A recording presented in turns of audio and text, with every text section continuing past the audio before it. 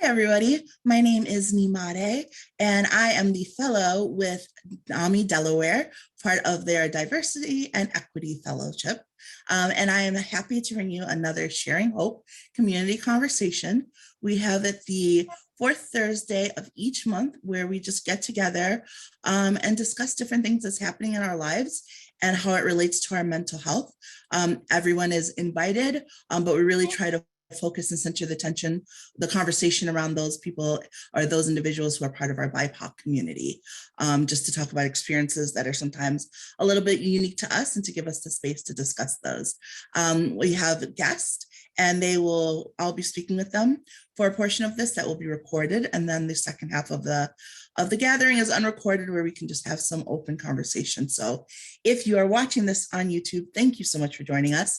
And if you would like to join us in the future, just reach out and we can let you know. And again, we have different topics each month, and you can also see past Sharing Hopes that are saved in our YouTube as well.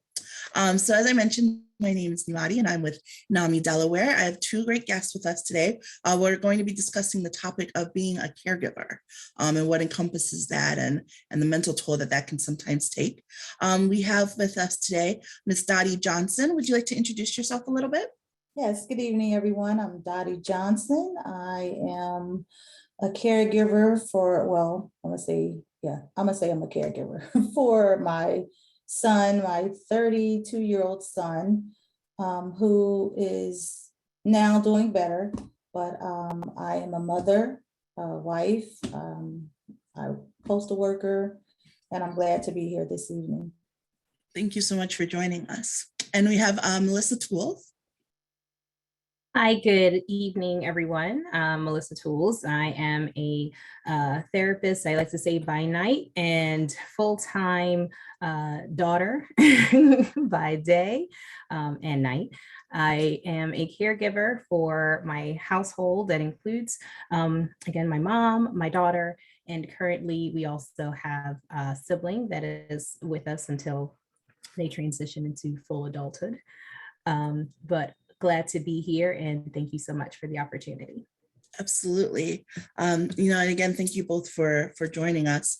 I picked this topic because it's something that most of us have to deal with at some point in life, whether it's with a child and someone that we care for, or with our parents. I know it's something that I think of as my mother gets on in age, though she would not want me to say that because she's still very much like out and about, taking care of herself. She's all good, but it is definitely, a part of life that we have to think about. What was, Melissa, for you, becoming a caregiver? What was that transition like, taking on that additional load? Yeah, so initially, it's funny because my mom came to live with me to really help me out initially. I was pregnant and I knew I would need support just because of other things that were going on at the time. And after the birth of my daughter, and unfortunately some situations within my marriage, which has since dissolved, my mom was ill and needed surgery. And so I want to say maybe about a year after my daughter was born, she had to have surgery. And so that then took a toll on her health. And so her coming in to help me initially turned into me now having to, tend to her and her needs. And unfortunately, due to other situations, I pretty much was her sole provider for resources, finances, you name it, I'm it.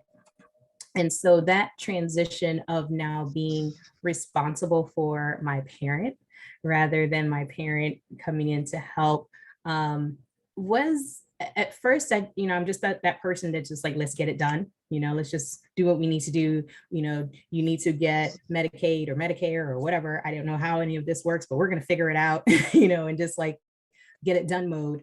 And then I would say right around Christmas, so my daughter was born in 2018 and in July, and my mom came about March of 2018. So Christmas of 2019, after her surgery and just different things that was going on, I'm a Christmas baby. And for the first time, I was like, I don't even want to celebrate. I don't want to do anything. I just want to sit down in a quiet room and nobody talk to me. Nobody ask me for anything. I don't want to go anywhere. You know, if I am going somewhere, it's just peace and quiet. Like that's all I wanted.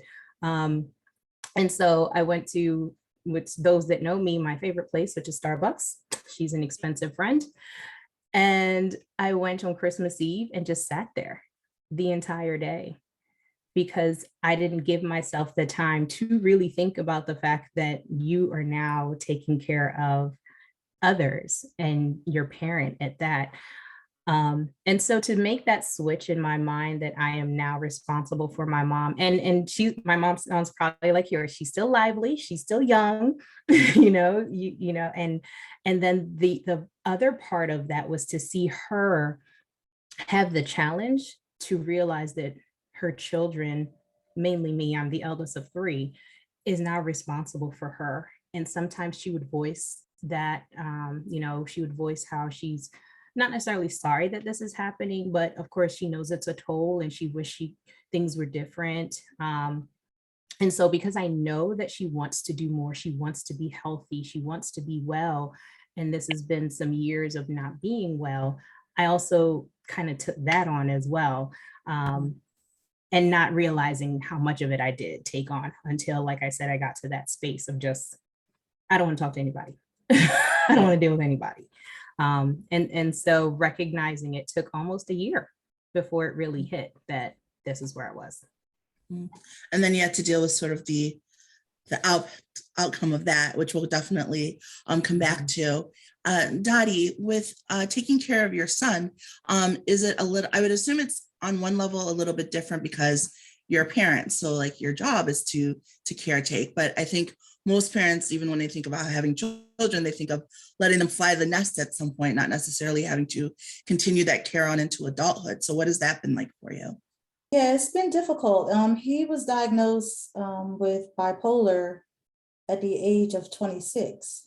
So he was very lively, full of life, social butterfly, or I don't know what they call them in, but just very, active. And he went away to college and he smoked some synthetic marijuana and it threw him into psychosis. Wow. And so I had to go to Atlanta, bring him home. I had no idea what I was dealing with. And it was very different to see your loved one, this vibrant, lively, social young man, to become like a turtle, in a shell, nonverbal, speaking, not really speaking. It was very difficult to see my son come back into that role. So it took me like a year and a half to get him to smile, just to smile. And it broke my heart every night. And it was terrible to see because at nighttime is when he wanted to talk the most. And I'm exhausted because I'm trying to keep him, trying to get him up out the bed, at least come downstairs for at least 15 minutes and he would be back upstairs. And I'm like, now he wants to talk and it's midnight, but I'm exhausted. But it was just very heartbreaking, to see my son go through, this time in his life that should be very fun and he should be finding his way and, finding a young lady, getting ready for marriage and having children. But that wasn't his story. That didn't happen for him. So it was very heartbreaking. Yeah, but, yeah. I was going to say, I can definitely only imagine seeing that sort of, hopefully just be on pause, not that those dreams are taken away, just pause as he works to get through that. When you are dealing with someone, especially from the mental health aspect of it, and a child, how are you able to help them or help your son? How are you able to help him work towards getting treatment? Because especially, as I mentioned, Sharing Hope is geared a lot towards the BIPOC community, and Black community has not always been supportive of therapy, of acknowledging mental illness and different things. So how do you have, a son who's going through this? not just your son, but like the strong Black man as we're supposed to have them be, and say like, you need to get help? And how were you able to help encourage him to try to seek out some treatment and help? Well, because he had to come back home, you know, we had rules. And part of the rule was, if I have to go and seek counsel for myself, then so did he. And he had 3 things that he had to do: get out of bed 3 times a day, he had to take his medication, and he had to go to support meetings, or else he was going to have to find another place to live. So I needed help, and thank God for NAMI, because they gave me the strength. I learned so much through the NAMI support groups that it helped me help my son, you know, to become stable today. So we had contracts, honey. He had to come, and he came. I mean, he was a little like, oh, I don't want people to know. I don't, but if I see somebody there, I'm like, it doesn't matter. Do you want a place to live? If you do, okay, you'll come. And, you know, he came and he met some people, and unfortunately, the support group that we all were going to kind of disbanded. You know, they didn't have enough people who were interested. And that stigma of the Black man, he still kind of has it today. Like, he will say, you know, I have a chemical imbalance. He won't say mental illness. Yeah. And it's really sad, but it is so large in our community. And I just wish that, you know, we have more people, you know, that could help these young men to, you know, let them know, you know, we all need help, but it's difficult to accept. Yeah. It absolutely is. But I love that you have the contracts for him. That is actually a really great idea, as far as, you know, letting him back home and setting those conditions, because sometimes you need to. People can want you to get better, but you still have to take those steps yourself. So I like that you have those in place to help him. Yes. And then Melissa, with you being a caregiver for your mom, I know you said it took you kind of like a year to really feel like the impact of it, of like, oh my goodness, I'm doing this. So what were your steps from there? Like, what was your next path that you went down through to deal with it now that you acknowledged it? So the other part was to get help for myself because I had so much on my plate that I had to realize I needed help.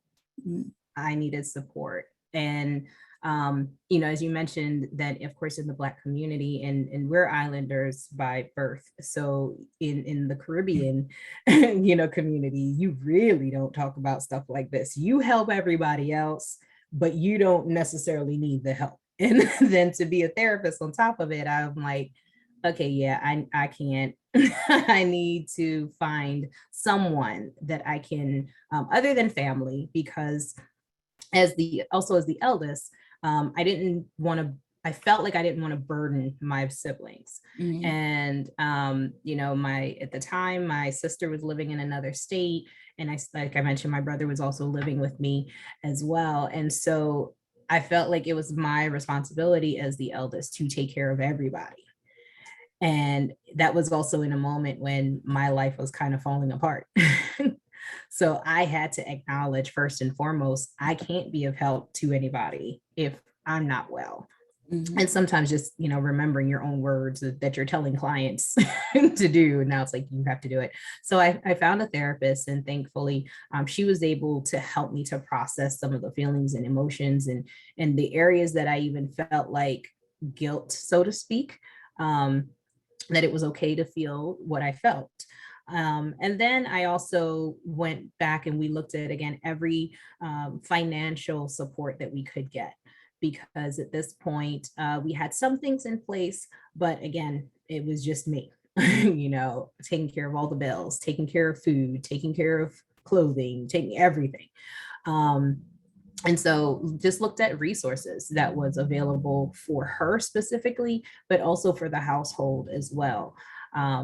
And I also tried to get her to connect with some other people, because again, mom is a social person. Sometimes she won't say it, but she's a social butterfly. That's where I get it from. I'm convinced. And to see that she would not really want to be out and about because of just what was going on with her medically. And a part of that was also after surgery. It really didn't help the issues that were going on. So that also made her feel less, and made her feel, not wanting to even go anywhere, not wanting to be outdoors. And again, this is someone that for my entire life, of course, she was the go-getter. She was the let's make it happen. She's the eldest of her siblings. And working and doing everything and being involved in community events and helping to put things on together at church and leading groups, and to now just being at home. Yeah. And that's it. So I would try to find things for her. Some things went well, some things didn't. Try to get her involved in things, but because she's not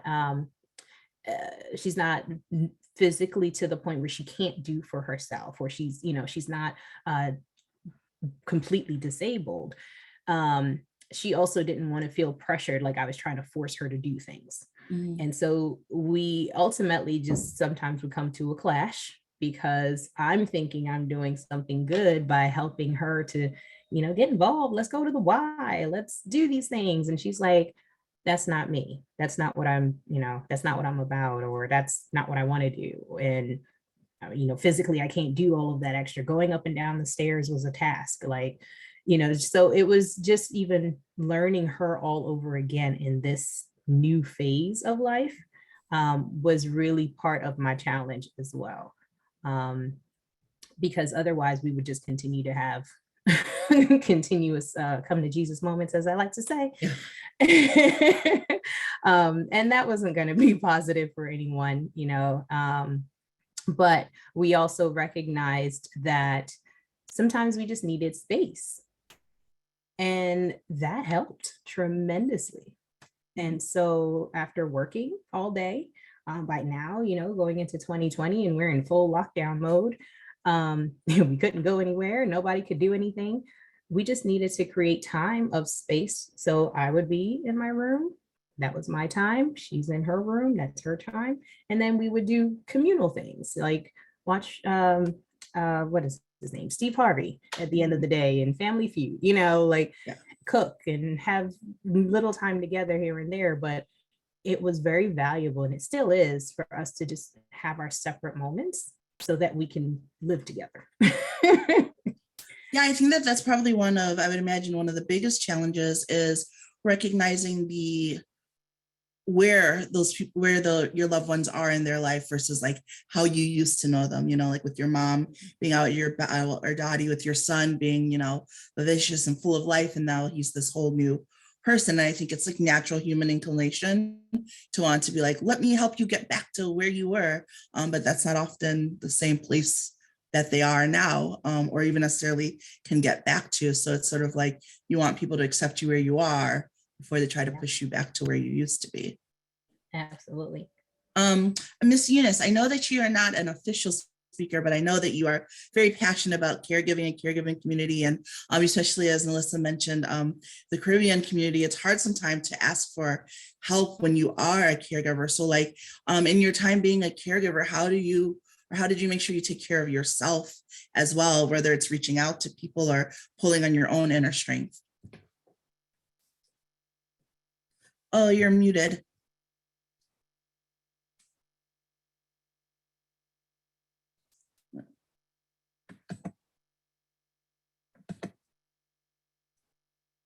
It's letting you unmute.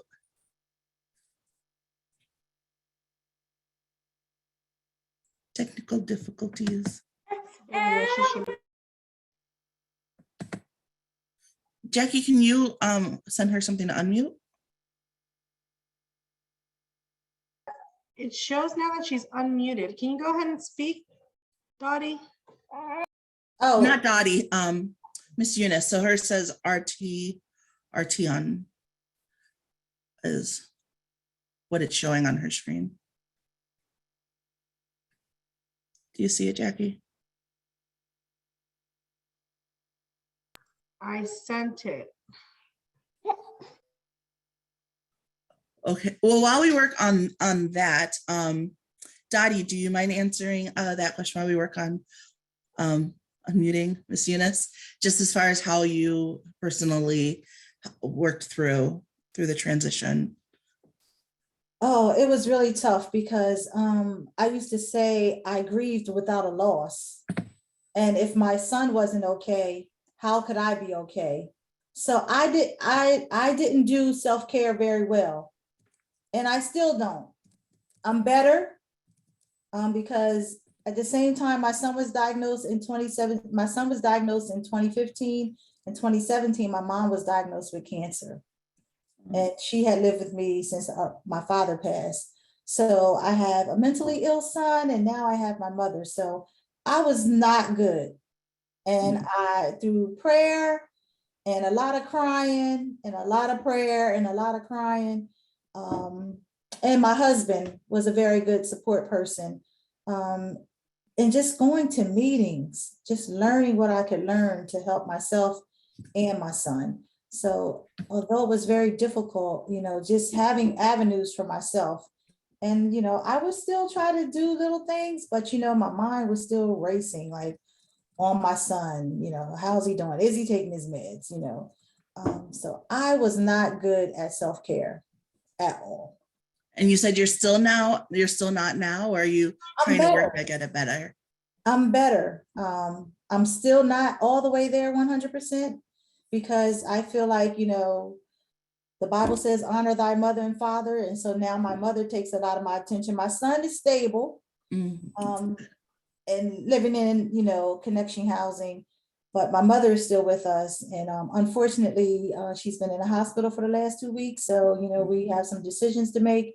So even then, she's still, I get off work, it's take care of mom, and so I still don't do that well, but I'm learning, I'm getting there. I told my husband we have to have more weekend or overnight dates, because it is so refreshing when we do get away, because, I'm so involved in her care.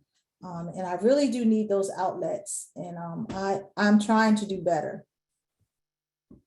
Okay. Yeah. I mean, we can just do the best that we can, but definitely stepping away helps. I know that not anything on that level, but when I'm feeling overwhelmed, sometimes I feel like I can't do all of the tasks that I normally can do. And then I get on myself about not being able to do what I could do. And then instead of my restful time being restful, I'm thinking about what I should do. So I've really learned the importance of blocking out time for rest. Like, this is my rest time. I'm not going to feel guilty about what I should be doing. Like, I'm just going to enjoy the rest, because that's the only time it actually feels restful. If I could just, go ahead, Miss Dottie. I know, I was just saying that's part of it too, the guilt. Like, can I go and run to the store? Can I go get a weekend away with my girlfriends, knowing my mom is home and I'm leaving her in the hands of my brothers? The guilt has played a big part.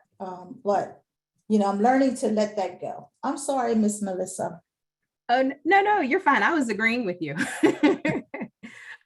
It eats you up, as if it was a live person, and just even again with my mom, in addition, over the Christmas of this year, we all unfortunately contracted COVID.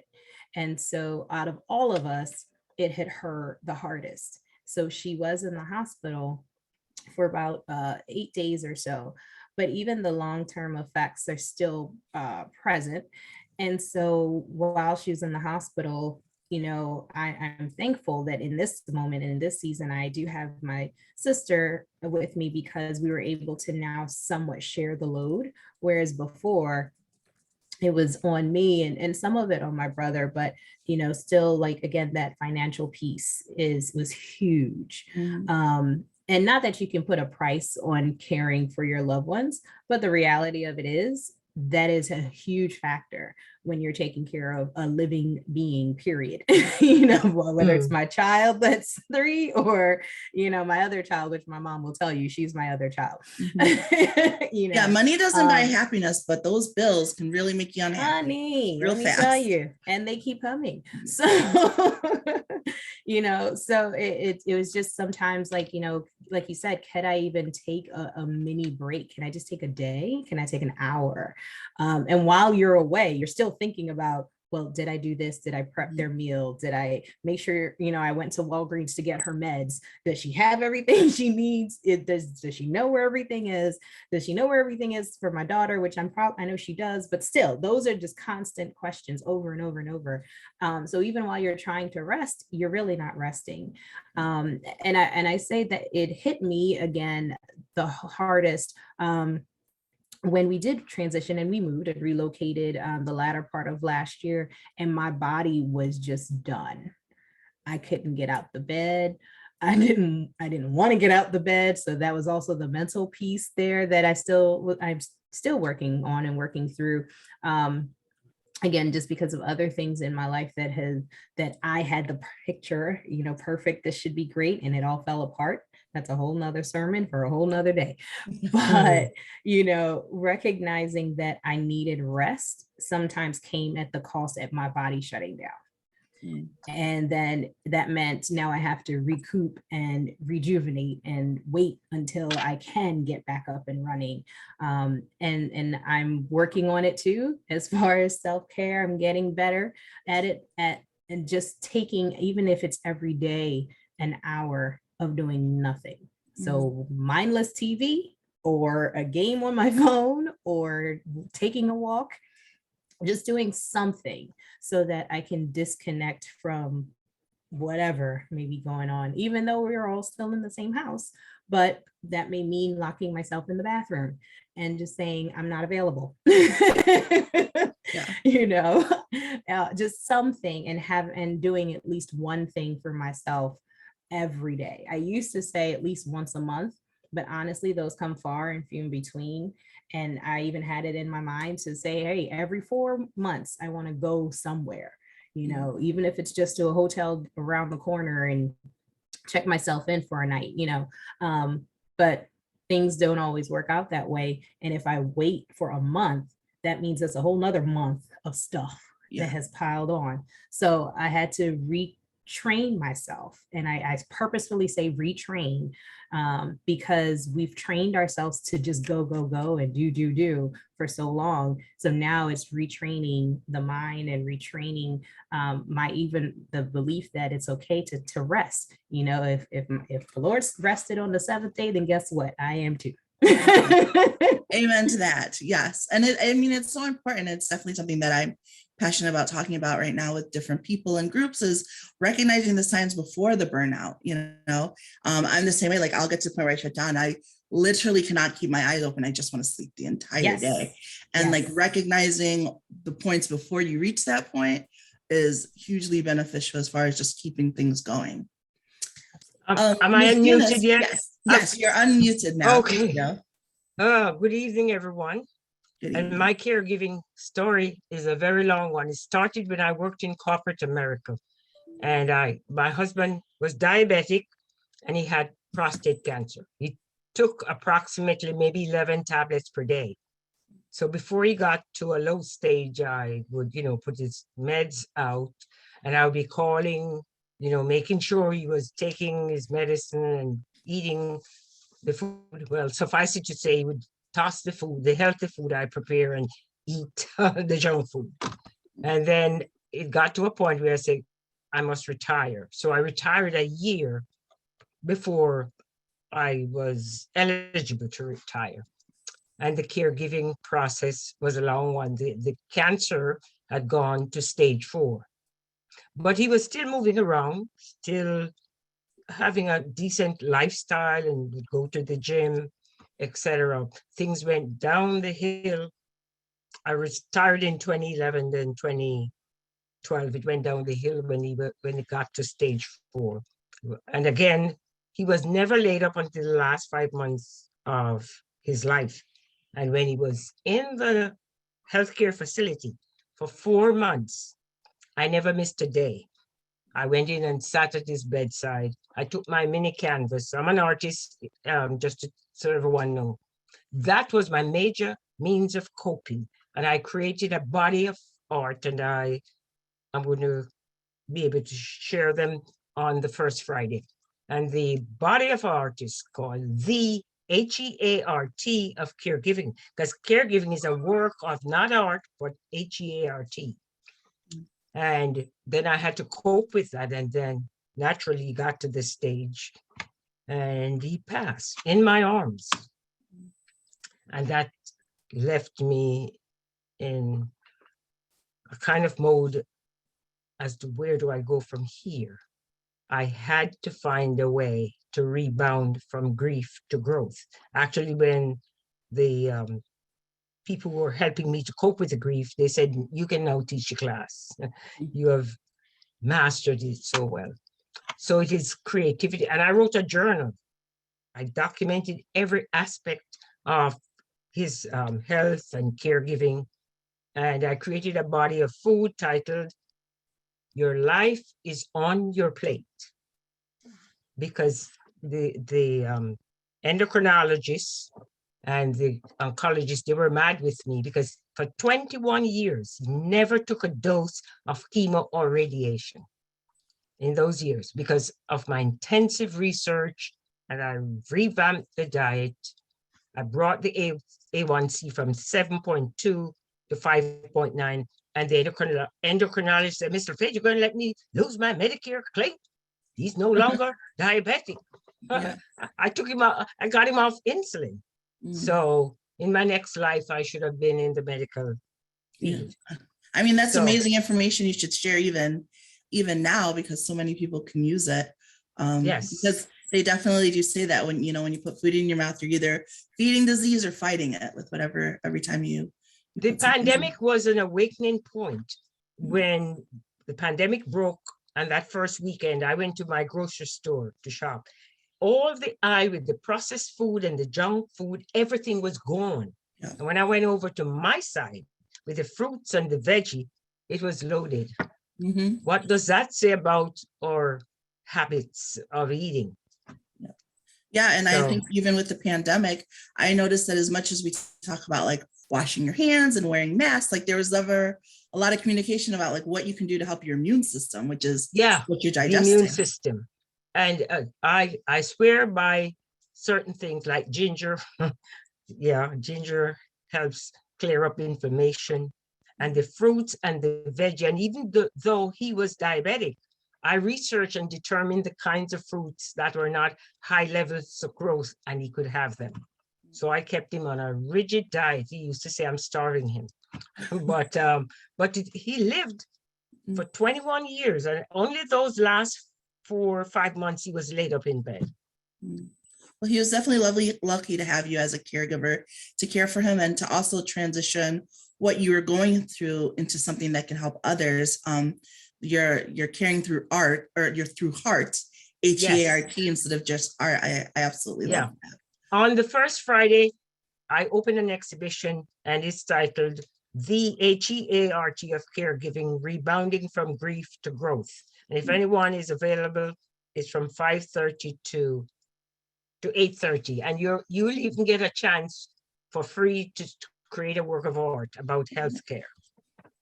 I love that. Thank you so much for sharing your story with us.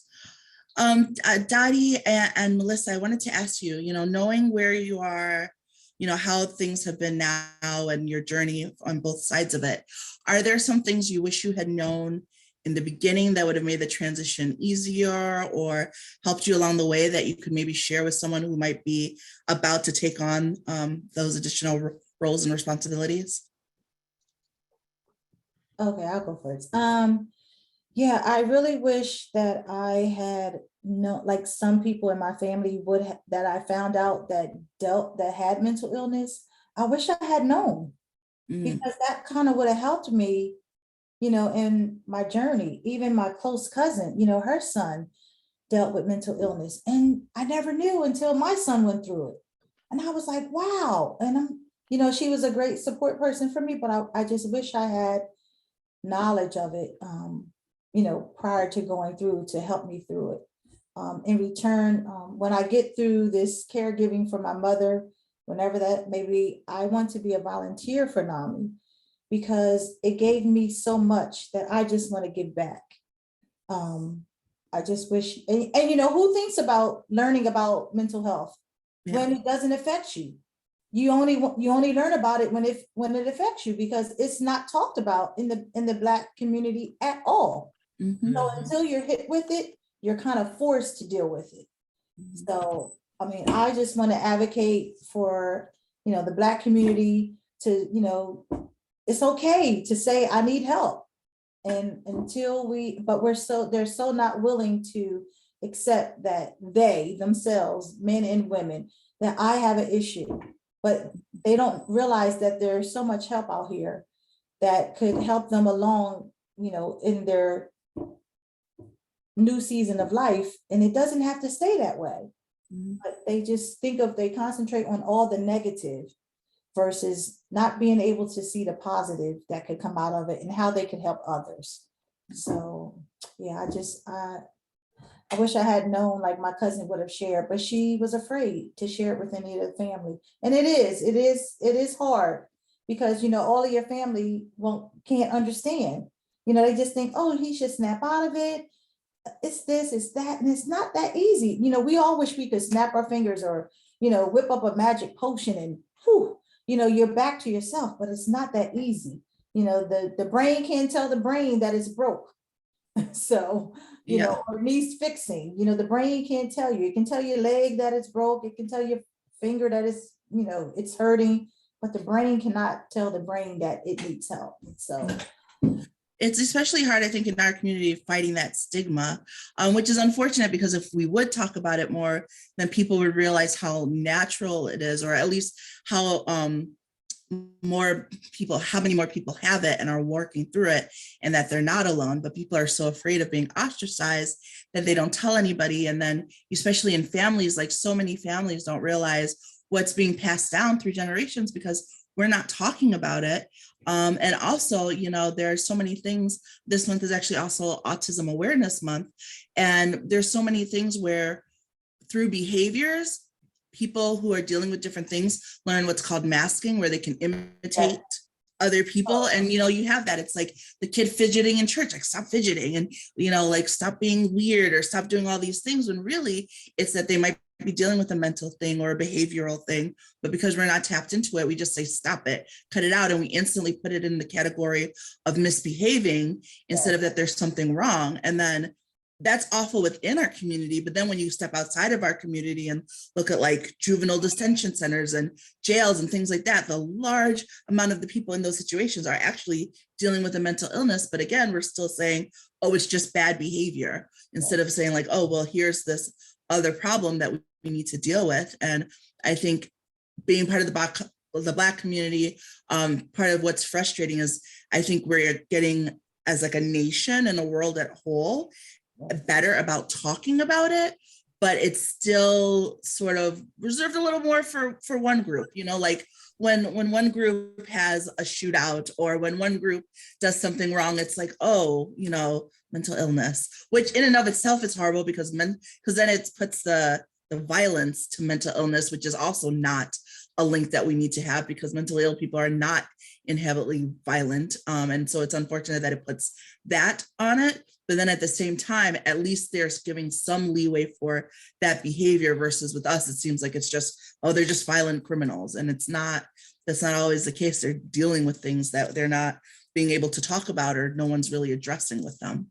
Yes, and it's amazing how now that, you know, I have some education about mental illness, how I can notice it, you know, in people that I meet, or, you know, if I see a situation and I'm like, wow, I've recognized those signs. And it's like, you know, but how do you tell a person that? Yeah. Like, you know, do you need help? You need to talk to someone, you know, it's not easy, you know, it's not easy for them. They know that something is going on, but, you know, it's just that fine line that you have to tread on in approaching them, to letting them know, like, hey, you know, do you need to talk?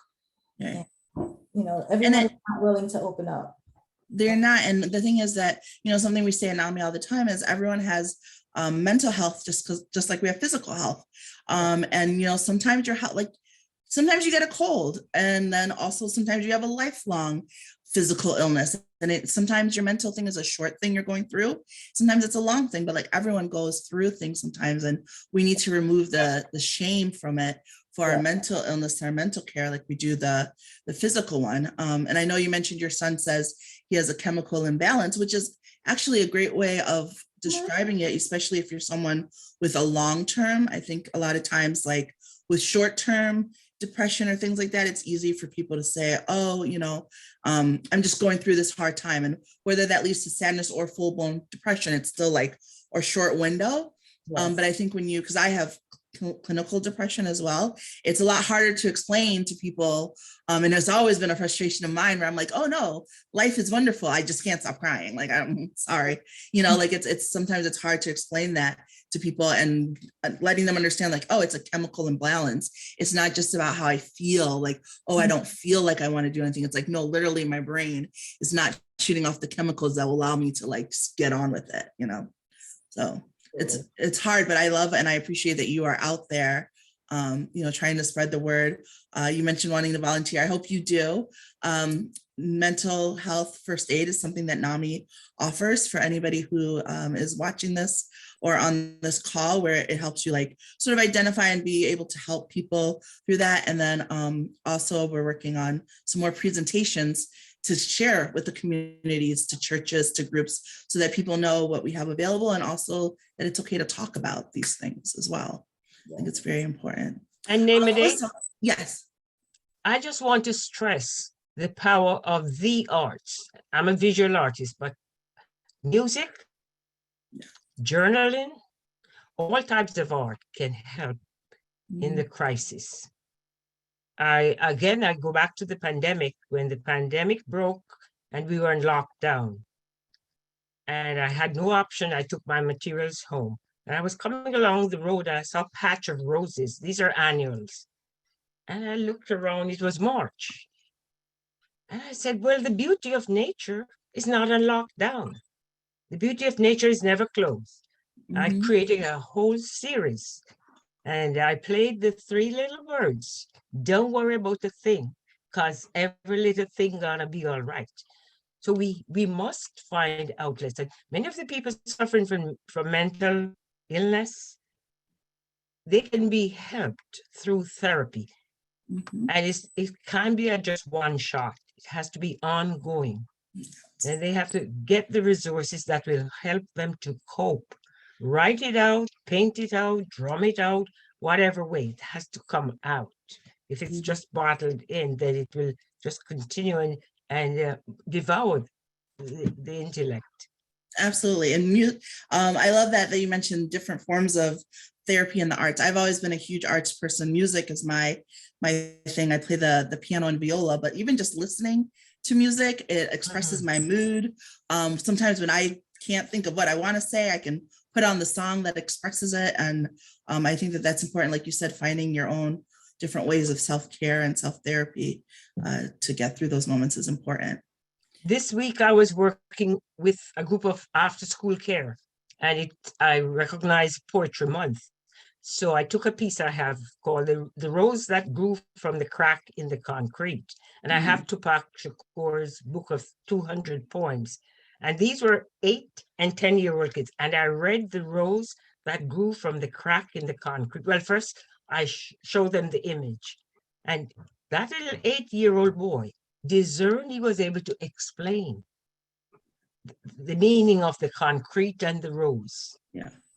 It really blew my mind to see how alert the kid was. And again, we must find ways to help our children, and we have to attack the youth before they get to the older ones.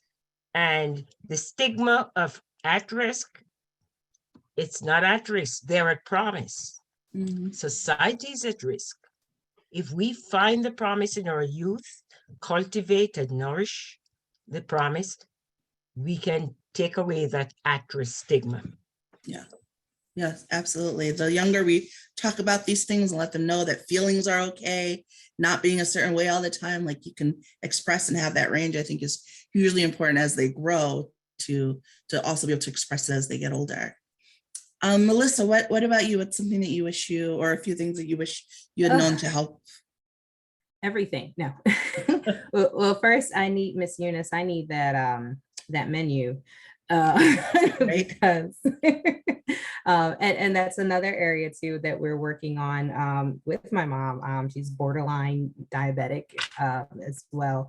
And so just, again, what do you even purchase for your household? And it's things I wish that I knew. One in particular is kind of like what I mentioned earlier, is that it's okay to meet her where she is as this new individual.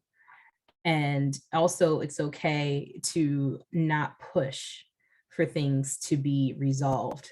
I am a results-driven individual, and so some areas of therapy I am not involved with because I know things have, relapse is part of the process, and I just can't handle that. So, not stressing and worrying over having results in a faster pace, but really truly just taking things step by step. As well as I would say to just, again, recognizing earlier that this is a new way of life, and that this is also okay, because it's not going to be like this always. There's so much that I know is still there. I know there's dreams and things that my mom has for herself, as well as for us as her children, and now her grandchild. And so my forward thinking is, how can I help her to accomplish her goals so that she can be fulfilled? But at the same time, it still is her journey. So I can't rush those things, and I can't rush her, but just be present and ever so often be the buffer, when she is having one of those days, or she is down, or, not feeling well. And even just in the thought process sometimes of, am I doing enough? Is this going to be enough to help get her to her next phase? And just being reminded that, again, it's not what I'm giving, or as far as, again, finances, or what I'm giving as far as things, but what you're doing, just being here, just being present. When she came out of the hospital due to COVID, oxygen levels was still up and down. She really couldn't walk much. She couldn't do a lot of things. So that meant, just doing things like helping her to get dressed, or helping her, to and from the bathroom. And like, this is not supposed to be happening. She's still young. And so just going back again to retraining the mind that it's okay, in taking things step by step and living just day by day, but still knowing that, yes, there is a better future coming, and not rushing the process, which of course is what we tell people in therapy, right? It's a journey. It's not a sprint. And so, if I could tell myself then what I feel now, is don't rush the process, and just enjoy day by day. And also, kind of to touch on what you guys mentioned, is that we don't really recognize even the traumas of life when it comes to our community. And so when we see that young person that doesn't want to be touched, or may seem avoided, it's not that they're avoiding you, but who knows what may have happened to them prior to even coming into a building, or coming into an atmosphere, or coming to school. Maybe they were beat so bad that their back hurts and they don't want nobody touching them. We forget those things. And unfortunately, our community, it's don't tell anyone, don't say anything. What's said in this house and done in this house stays in this house. And unfortunately, I think those lines have created the barrier, that we don't say anything. And even in the faith-based community, and I, personally love my Savior with all my heart. When you just hear pray about it, it will go away. No. And when I prayed about it, it didn't go away. And so coming from hearing that as a young person, and all your life, and now into adulthood, and it's like, well, I prayed and it didn't go away. What's wrong? What's wrong with me? What's wrong with my prayer? Now I'm internalizing and having my own, self-defeating statements going on. When in reality, and for me, my passion is to help people to understand mental health. And you can still, of course, be strong in your faith, but there is the physical aspect of mental health that you also have to address. And so and you will get the guidance and what to do, how to maneuver, who to connect with, what groups to connect with, so you can get the supports on this earthly level while you are still believing for that miracle. Not, and again, that's a whole nother soapbox, but just recognizing where you are and recognizing that what may have worked for someone else may not work for you, you know.